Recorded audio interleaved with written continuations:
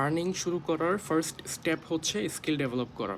এখন আপনার যদি অলরেডি স্কিল থেকে থাকে তাহলে ওই স্কিলটা আপনি কিভাবে সেল করবেন?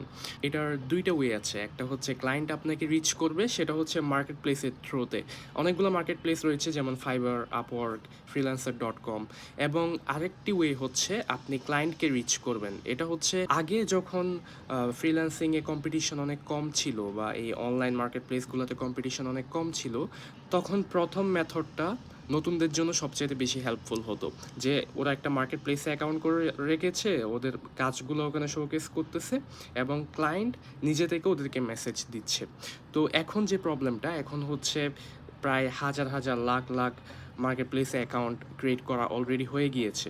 প্রত্যেকটা সেক্টরে আপনি দেখবেন মিনিমাম মিনিমাম 50,000 60,000 ফ্রিল্যান্সার অলরেডি কাজ করছে। সো আপনি যদি নতুন হয়ে থাকেন, যাদের অনেকগুলা কাজ আগের করা রয়েছে, অনেকগুলা রিভিউ রয়েছে, অনেকগুলো আর্নিং রয়েছে মার্কেট প্লেসে, সো ওদের সাথে আপনি কম্পিটিশনে আগাতে পারবেন না।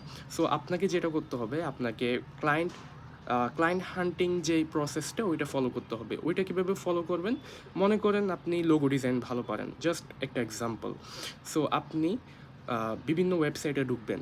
হয়তো আপনি সার্চ করতে পারেন যে jewellery store in in new York দিতে পারেন, ওরেগন দিতে পারেন। নিউ ইয়র্ক বা যেগুলো খুব বেশি ফেমাস ওগুলোকে আপনি একটু এড়িয়ে চলে যে টাউনগুলো মানুষ তেমন বেশি চেনে না, যেমন যেমন টেক্সাস হইতে পারে, ওরেগন হইতে পারে, অথবা নিউ জার্সি হইতে পারে, এইরকম মানে একটু ইউনিক টাইপের স্টেটগুলোতে আপনি যদি টার্গেট করেন তাহলে দেখবেন অনেকগুলো ওয়েবসাইট আপনার সামনে আসবে।